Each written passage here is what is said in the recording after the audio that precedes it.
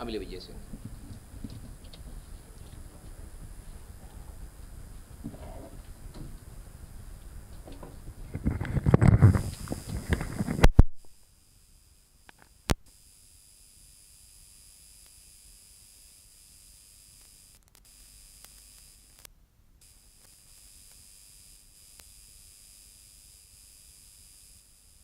But I'll say short, a brief introduction before I introduce the first speaker. So the topic today is soft skills. And what are soft skills? Soft skills are the interpersonal and behavioral skills that are needed within the workplace.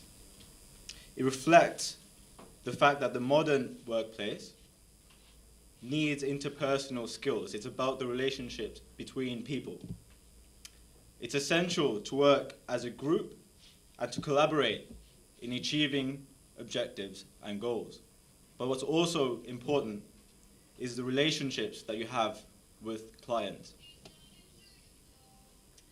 So this is something that's beyond just qualifications and degrees, things that you would traditionally see as hard skills, those things that you would write on your CV.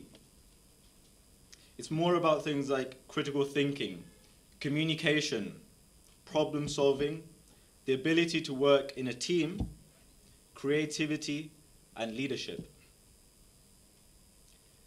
So you might ask yourself, why are these skills so important?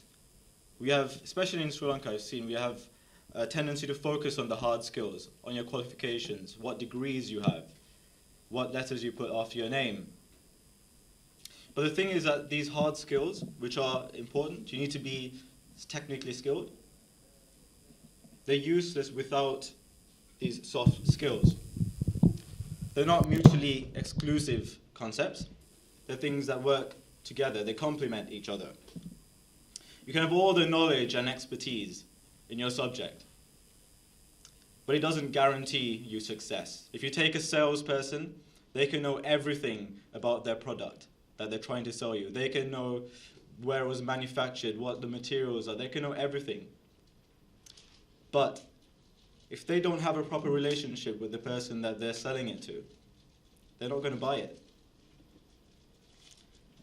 Everyone desires these soft skills. Even if we don't realize it, we gravitate towards it. When you go to the doctor, you go to the doctor that you trust. You go to the doctor who gives you confidence in his abilities. When you go to a lawyer, you go to the lawyer who can explain the case to you in simple language, the person who understands what you need as a client. And in the workplace as well, your employer, your boss, you inevitably work harder for the boss who can inspire, the boss who can communicate to you what's expected of you. And this makes such a difference. It shapes our decisions without us realizing. And it's essential for the workplace. Another reason why it's so important is because in the modern day, we have so many options. We have smartphones, we have the internet. And when you're looking for a product, you're looking for a service, you have hundreds, if not thousands, of options to choose from.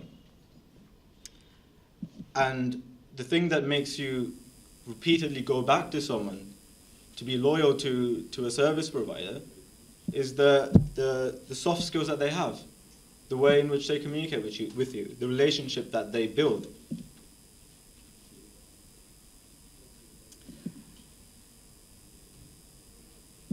The nature of technology and the future in terms of automation means that the types of jobs we do will change very recently in the future. A lot of the hard skills that we take for granted now as essential will be done by computers easily, will be done by machines easily. And when they take over, what machines can never replace are these interpersonal relationships, interpersonal settings that only people can do. And that's why I think in the future, these soft skills are going to be vital and essential and the main focus of anyone when they're hiring employees. So we're also going to talk about English. I think we have a few of the speakers who are going to speak about English as a soft skill, as an essential skill. And of course it is also a soft skill when you think about communication, because you need to communicate with so many people. In an increasingly globalized world with so many varied backgrounds, it's crucial that you can communicate effectively. I think where there's a relatively good standard of English in Sri Lanka. I've seen in countries like Vietnam and Thailand.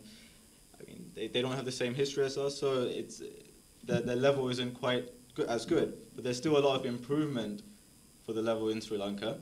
I think often people are very good at reading and writing in English, but when it comes to speaking, it becomes an issue.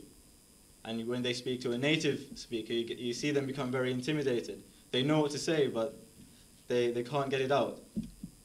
So that's why I think it's essential that there's this forum for people in an educational setting to practice their English, to have a very practical outlook in that educational process.